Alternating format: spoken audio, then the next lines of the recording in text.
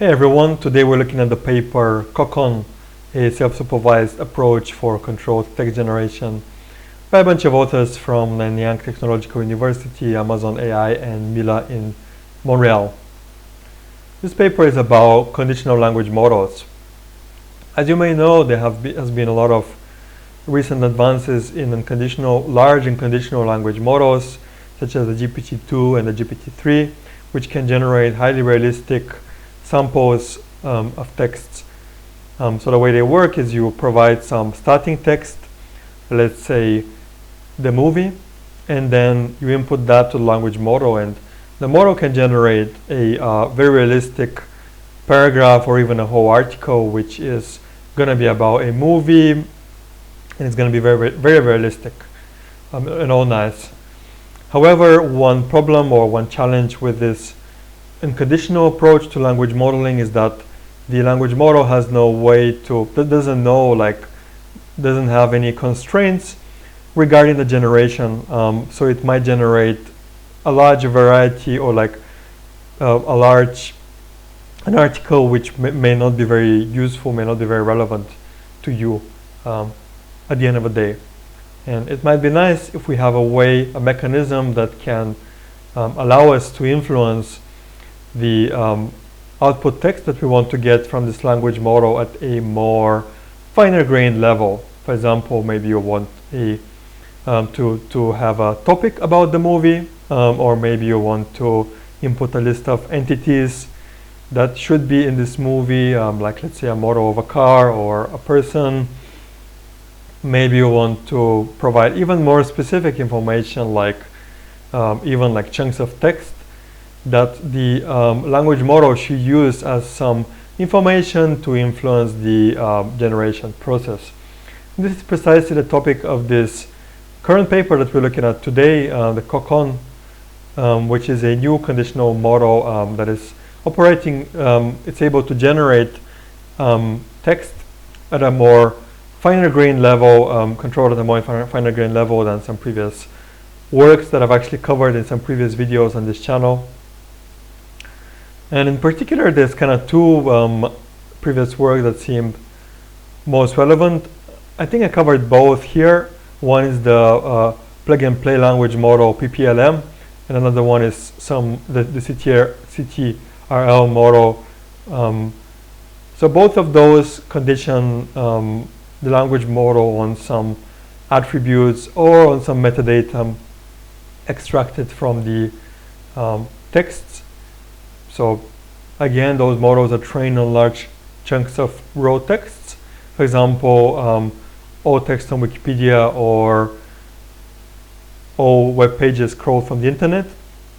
And these models not only try to predict the next token, but they also extract some attributes from each of the texts. They prepare these training data sets to basically they push in these attributes and as an additional input to produce outputs in a particular topic.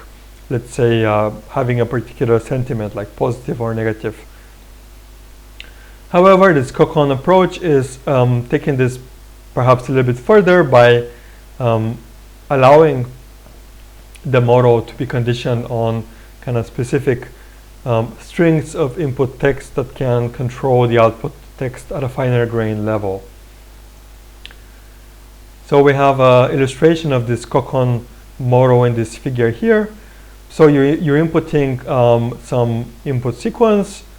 Actually, the core of this approach is kind of like a conditional encoder-decoder model.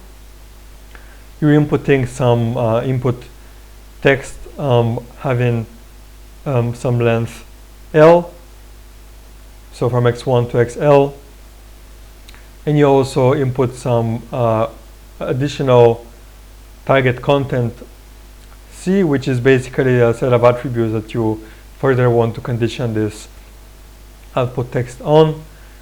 You are having some encoders for these two inputs, and then you combine them using a special CoCon block.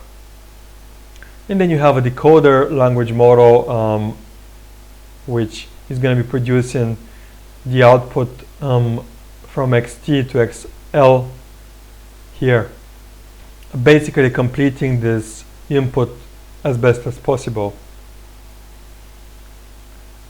And actually the way this model is trained is a little bit interesting. They're using a special self-supervised approach. Basically, given, let's say you have some paragraph of text, they're gonna split it into two, let's say. The first part will be the input to this CoCon architecture, and then the second part will be the target output. And they're also gonna extract some attributes from the output. And also actually they're gonna condition still on the output text as well, which is a little bit funny, but the way they seem to do it is they are actually using a pre-trained language model like the GPT-2. They are using this language model to predict some likely completions of this input text, and then they're using this output of the pre-trained GPT-2 as an additional target content context to be inputted then. So they're kind of using the existing GPT-2 model to generate some additional context that can be used to further condition this CoCon language model.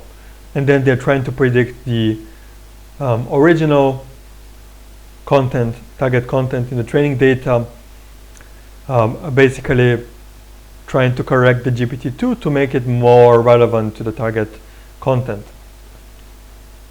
So this is kind of an interesting approach. They're using the existing GPT-2 model to generate some training data, essentially. So hopefully this gives you a little bit of an intuition of how this CoCon model works. Obviously, it's a little bit more complicated than that. The whole process, the interesting part is actually how they generate the training data here. But this is how it works. Basically, it's a self-supervised process, and they have also some sophisticated loss components that I'm not going to be covering here. But basically, at the end of the day, if we go to some examples of how this might works, the conditioning information can get pretty complicated. So you might be conditioning on some specific string. So like, let's say one of the conditioning inputs might be officials predict there could be 5,800 submerged. Then you might have conditioning on a topic like science, as well as some additional content input C2 here, scientist. And then you may have another conditioning input, which is going to be the sentiment, positive, as well as is perfect as an additional string. And then given an input starting point for the language model, like this the movie, this language model will be able to generate an output like the movie makers speculate there's a perfect match, so able to integrate perfect here, and then expectations there could be up to 5,000 kilograms of clay could be thrown onto the surface of the ocean. So this is like scientific kind of like sentence, and so on and so forth. So the output text will be able to a certain extent integrate these additional conditions to generate a coherent text that is able to integrate those in a coherent way, which is kind of useful, especially let's say if you want to generate automatically some article or some text on some very specific topic. It might be a viable approach to take a look into. And the whole thing is flexible. You don't have to input as many things. You could just input a sentiment or just a topic. Flexibly, you can do it.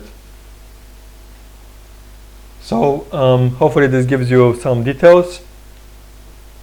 And actually this CoCon model is reusing the GPT-2 model, GPT-2 checkpoint as a starting point as well. So you're not starting from scratch, the training process, but we're using a GPT-2 checkpoint. So moving on to some experiments with this CoCon model, the authors do 3 main types of experiments. The first is to check whether the CoCon model is able to generate output content that is relevant. It's matching the expectation in terms of content.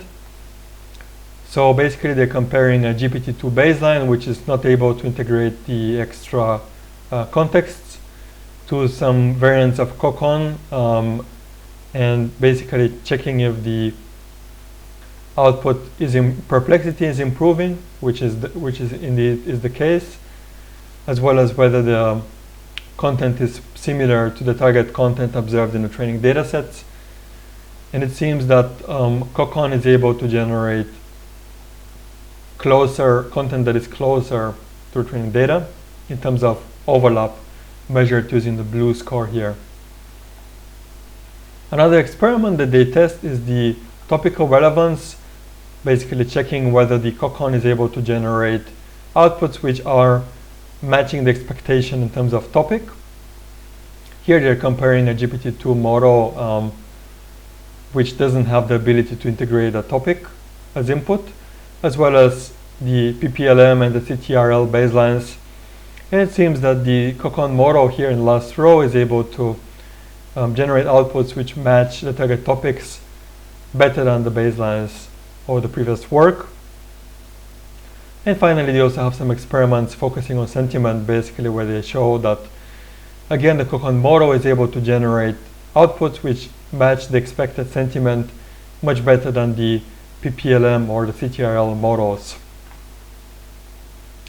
So those are the main things that I wanted to cover. In overall, it seems to be an interesting approach to integrating some very specific content into a language model during training. Seems to work pretty well, and kind of one of the main contributions seems to be this sophisticated self-supervised training approach that I didn't cover in super detail, but I would encourage you to check out in the paper. So that is all. Thanks for watching, and please like and subscribe for some more upcoming NLP content.